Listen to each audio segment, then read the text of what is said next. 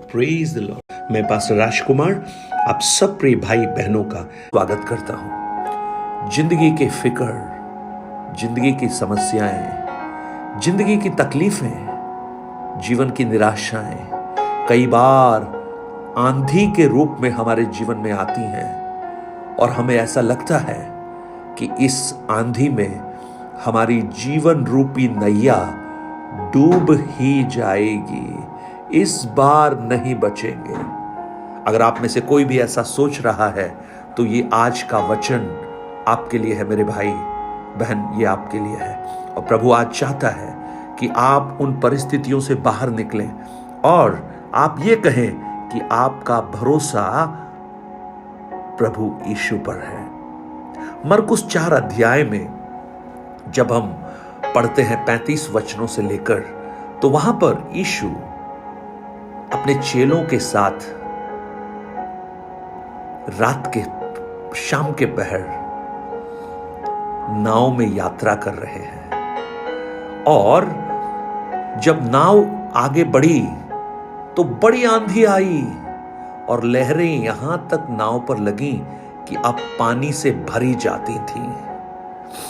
या साधारणतया जब नाव में पानी भरने लगता है तो लोग उसे पानी को निकालते हैं, डब्बा लेकर कपड़े से कैसे भी हो उसको निकालते हैं, कोशिश करते हैं, फिक्स करने की कोशिश करते हैं।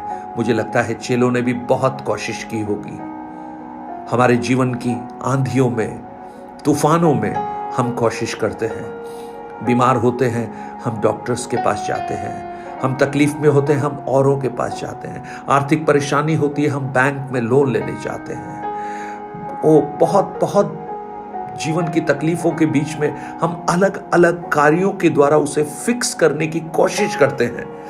चेलों ने सब कुछ किया होगा, लेकिन सब कुछ करने के बाद जब उनकी दृष्टि यीशु पर पड़ी तो देखा यीशु पिछले भाग में सो रहा है। ये जाग रहे हैं, यीशु सो रहा है। ये चिल्ला रहे हैं, यीशु सो रहा है। इन्हें लग रहा है ये नाश हो जाएंगे, मृत्यु का भय इनके सामने है, लेकिन यीशु सो रहा है। देखिए एक व्यक्ति कैसे इस आंधी तूफान में सो सकता है। यही एक फर्क है विश्वास करने वालों पर और विश्वास न करने वालों का। प्रभु यीशु को पता है, उन्हें विश्वास है ये नाव उन्हें नष्ट नहीं कर सकती, लेकिन चेलों को मालूम नहीं है।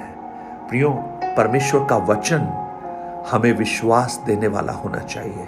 प्रभु यीशु ने क्या कहा? जो तुम्हारे शरीर को घात करते हैं उनसे भयभीत मत हो, लेकिन जो आत्मा को नष्ट कर सकते हैं उससे भयभीत हो। लेकिन हमारा भय, हम अधिकतर शरीर के भय को ही हम भय मानते हैं। Praise the Lord. और यीशु आराम से सो रहा है, उन्हें अपने भविष्य का मालूम है। Praise the Lord. क्या आपको अपने भविष्य का मालूम है? मालूम होना चाहिए। प्रभु यीशु ने अपने वचन में बहुत अच्छी तरह से इस बात को कहा है कि मैं जा रहा हूं, शीघ्र वापस आऊंगा तुम्हें लेने के लिए, कि जहां मैं रहता हूं वहां तुम भी मेरे साथ हमेशा रहो। That is our destiny. क्रूस पर उसने सबको पराजित कर दिया, शैतान के सारे अस्त्रों को हटाकर खुल्लम खुल्ला तमाशा बना दिया और हमें जय में वो लेकर चल रहा है। तो हमारा डेस्टिनी तो हमें मालूम होना चाहिए, फिर हमें किस बात का भय है। और जब वो यीशु के पास गए और उन्होंने कहा, हे गुरु, क्या तुम्हें चिंता नहीं है कि हम नाश हुए जाते हैं? आज आप में से बहुत से लोग शायद यीशु को ये कह रहे होंगे, क्या प्रभु आप देख नहीं रहे क्या? प्रभु आप मेरी सुन नहीं रहे हैं क्या? प्रभु आपको ख्याल नहीं है क्या मैं किस परिस्थिति से गुजर रही हूं?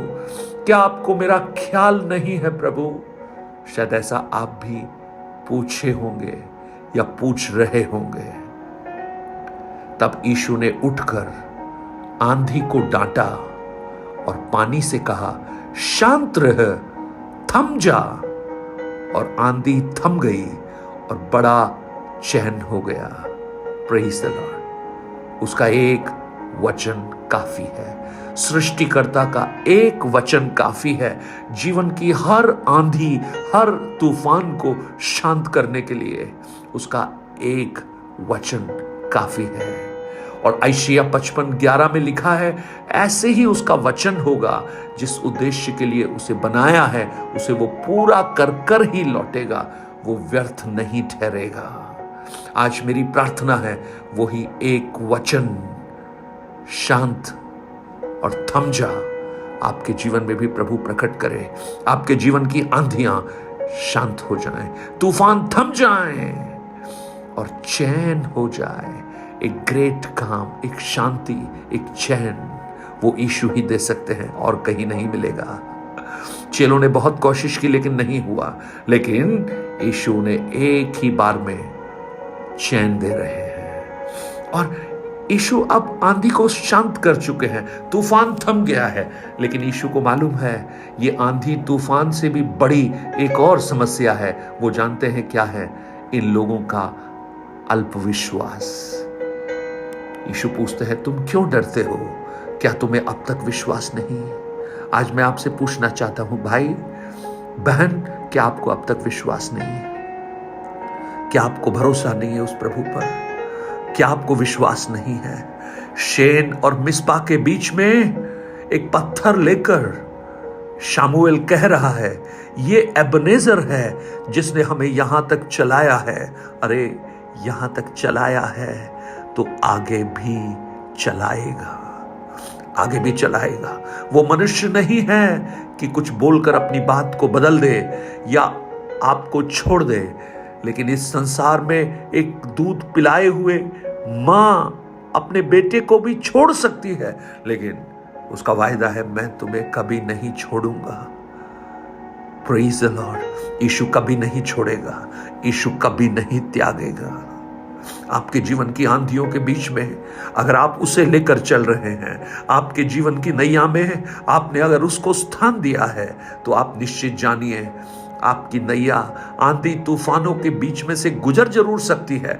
लोगों को भी ऐसा लगेगा, आपको भी ऐसा लगेगा कि ये डूब ही जाएगी, लेकिन वो डूबेगी नहीं, क्योंकि यीशु उस नैया में उपस्थित है।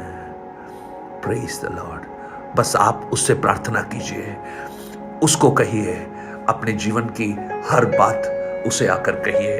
अपने तूफान, अपने उन लहरों को जिनको देखकर आप भयभीत हैं, यीशु के पास आकर लेकर आइए और उससे कहिए, गुरु प्रभु, हम नाश हो रहे हैं, हम पर अपनी दया को प्रकट कर। पुकारिए उस प्रभु को उस अंधे बर्तिमाई के समान, हे दाऊद की संतान, मुझ पर दया कर।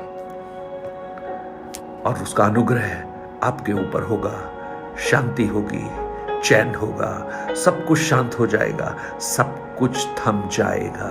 विश्वास कीजिए। आज जब इन वचनों को आप सुन रहे हैं, प्रभु का अद्भुत कार्य आपके जीवन में उत्पन्न हो। स्वर्गीय पिता, धन्यवाद इन वचनों के लिए।